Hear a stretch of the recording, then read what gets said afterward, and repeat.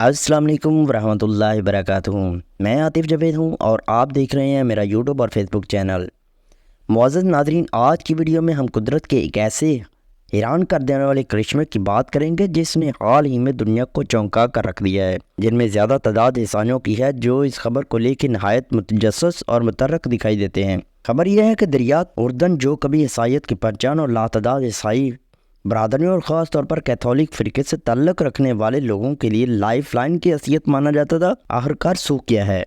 عالمی میڈیا کی جانب سے جاری کی گئی رپورٹ میں اس دریا کی تاریخی اہمیت ہونے کی وجہ سے عوام میں ایک بے چینی پیدا ہو گئی ہے۔ اس کے ساتھ ساتھ اس خبر کو سامنے آتے ہی سائنسدانوں میں ایک طرح کا علمی تجسس مقامی آبادی اور عالمی برادری میں تشویش کو بھی جگا دیا ہے۔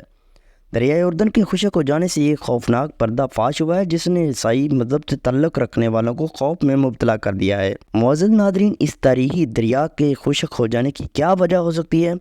عیسائی ماہرین کے نزدیک انسانیت کے مستقبل کے حوالے سے اس خوفناک دریافت کا کیا مطلب ہو سکتا ہے؟ یہ جاننے کے لیے اس ویڈیو کو اینڈ تک ضرور دیکھیے گا۔ چینل سے جڑے رہنے والوں کے لیے خوش آمدید۔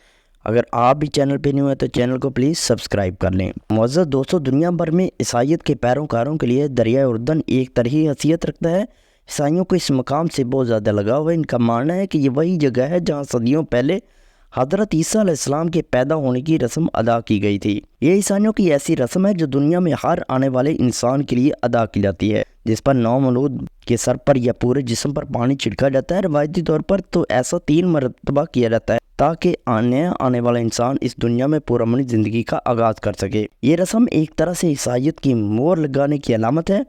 کہا جاتا ہے کہ اس رسم کے دوران اس بات کا اعادہ کیا جاتا ہے کہ انسان گناہوں سے پاک ہو کر خدا کی دی ہوئی زندگی شروع کرنے جا رہا ہے۔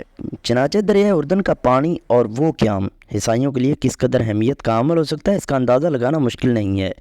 یہ ایک ایسا مقام ہے جسے عیسائیت میں موجود تمام مقدس پانیوں کا منبع سمجھا جاتا ہے، اور صدیوں سے دنیا بھر کے عیسائی زائرین اس دریا کی زیارت اور مقدس پانی سے بپتسمہ کی رسم ادا کرنے کا ایک مقدس اعزاز سمجھتے ہیں۔ یاد رہے کہ یہ دریائے اردن وہی دریا ہے جس کے متعلق قرآن مجید میں ان مقامات پر ذکر آیا ہے جہاں حضرت موسیٰ علیہ السلام کی عصا سے منسلک معجزات کا ذکر ہے۔ چنانچہ دریائے اردن کی اہمیت ان کے لیے اور بھی بڑھ جاتی ہے جبکہ ان کے مذہبی عقائد کی تاریخ بھی اس کے ساتھ جڑی ہوئی دکھائی دیتی ہے۔ یہی بنیادی وجہ ہے کہ ان کے لیے اس دریا کا خشک ہو جانا ان کے لیے ایک بہت بڑے طوفان کا پیش خیمہ سمجھا جا رہا ہے۔ کہا یہ جا رہا ہے کہ کئی عرصہ سے ماہرین ماحولیات دریائے اردن جیسے مقدس مقام کو اپنی حیت کی تبدیلی سے روکنے کی کوشش میں مصروف ہیں۔ البتہ خشک سالی، پانی کی بے تحاشا اخراج اور آلودگی نے دریا کی اہمیت پر بہت برا اثر ڈالا ہے۔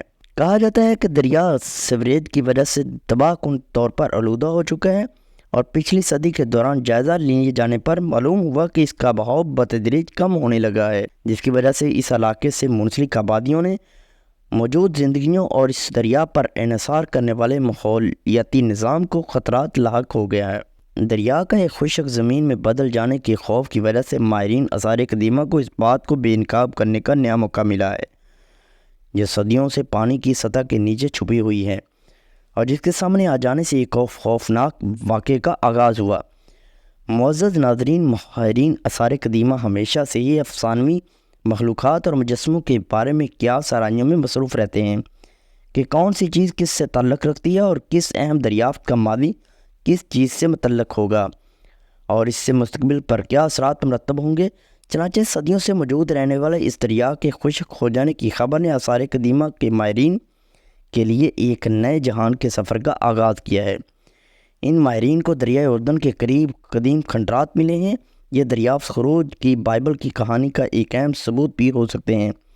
اگر وہ ابھی تک یہ ثابت نہیں کر پائے یہ کیمپ اسرائیلیوں کے دور کے ہیں، ان کا خیال ہے کہ دریائے اردن کے مشرق سے ہجرت کرنے اور دریائے اردن کو پار کر کے اسرائیل کے پہاڑی ملک میں جانے کی بائبل کی کہانی کے مطابق ہو سکتا ہے۔ بیت المسترا نامی کھنڈرات اپنی حیت میں ایک قسم کی نیچی طرز کی دیواریں ہیں جنہیں جانوروں کے لیے ابتدائی طرز پتھر کی باڑ لگانے جیسی تصور کیا جا سکتا ہے۔ اس جگہ سے مٹی کے برتنوں کے ٹکڑوں کو دیکھ کر اندازہ لگایا گیا ہے کہ یہ ابتدائی لوہے کے زمانے اور اسرائیلیوں کی آمد کے ساتھ منسلک ہو سکتے ہیں۔ اس دریافت کے سچ ہونے کا امکان خوفناک ہو سکتا ہے۔ جو کہ دنیا کے ختم ہونے کا ایک ثبوت بھی ہو سکتا ہے، جیسا کہ عیسائیوں کے مقدس صحیفوں میں پیش گوئی کی جا چکی ہے۔ مشرقی وسطی میں اپنی اہمیت سے ہٹ کر دریائے اردن کو بائبل کے پرانے اور نئے عہد دونوں میں بے حد اہمیت حاصل ہے۔ کہا یہ جاتا ہے کہ اس کے پانیوں نے کئی تاریخی اور مقدس واقعات دیکھے ہیں، جن میں سب سے زیادہ عام وہ وقت ہے جب حضرت عیسیٰ علیہ السلام کی قیادت میں بنی اسرائیل دریائے اردن کی سرزمین میں داخل ہونے کی تیاری کر رہے تھے۔ عیسائی مذہبی رہنماؤں کے الفاظ میں جب عہد کے صندوق کو لے کر پادریوں نے دریا کے پانیوں میں قدم رکھا تو یہ لمحہ بائبل کی داستان میں ایک اہم واقعہ ہے، جسے تا قیامت حضرت ابراہیم علیہ السلام، حضرت اسحاق اور حضرت یعقوب علیہ السلام کے ساتھ خدا کے وعدے کی تکمیل کی علامت سمجھا جائے گا۔ روایت میں آتا ہے کہ اس واقعے کے بعد ہی بنی اسرائیل کے 40 سال کے بیابانوں میں گھومنے پھرنے کا خاتمہ ہوا، انہیں مشکل ایک خشک زمین پر رہنا نصیب ہوا، اور اس کے ساتھ ہی دریائے اردن کے دودھ اور شہد کے بہنے والی اس سرزمین پر ان کے قبضے کا آغاز بھی ہو گیا۔ عیسائیت کی تمام کتابیں دریائے اردن کی کئی طرح کے معجزات سے بھری پڑی ہیں، جہاں ایک طرف وہ اس کے پانی کو حضرت عیسیٰ علیہ السلام کے بپتسمہ کی وجہ سے مقدس سمجھتے ہیں، وہیں دوسری طرف وہ اس پانی کو اپنے اور پرائے سب کے لیے شفا یابی اور گناہوں سے پاکی کا ذریعہ سمجھتے ہیں۔ اس سلسلے میں ایک واقعہ روایت میں بیان کیا جا چکا ہے کہ ایک مرتبہ شامی فوج کا ایک کمانڈر جزام میں مبتلا ہو گیا تو اپنے نبی کے حکم پر اس نے اپنے آپ کو دریائے اردن میں 7 مرتبہ ڈوب بو دیا اور معجزانہ طور پر صحت یاب ہو گیا۔ یہ کہانی بیان کرتی ہے کہ اس دریا کے پانی میں انسانیت کے لیے زندگی کی رمق ہے اور قدرت کی طرف سے شفا دینے کی طاقت ہے۔ عیسائیوں کے مطابق آج بھی اگر دیکھا جائے تو اس کے ساحلوں کے ساتھ موجود زرخیز مٹی جو دریا کے پانیوں سے پرورش پاتی ہے، اس نے مختلف قسم کی فصلوں کی نشو و نما میں سہولت فراہم کی ہے۔ یہ فصلیں اس خطے کے باشندوں کے لیے رزق کے بنیادی ذریعے کے طور پر کام کرتی ہیں۔ چنانچہ دریائے اردن کے خشک ہو جانے کی خبر پر صحیح معنوں میں عیسائی آبادیوں کے سروں پر ایک پہاڑ بن کر ٹوٹی ہے، اور کہا یہ جا رہا ہے کہ اس دریا کا اپنا پانی سمیٹ لینا اس بات کی علامت ہے کہ انسانیت اب دم توڑنے والی ہے۔ معزز ناظرین، یہ تھی ہماری آج کی مختصر سی ویڈیو۔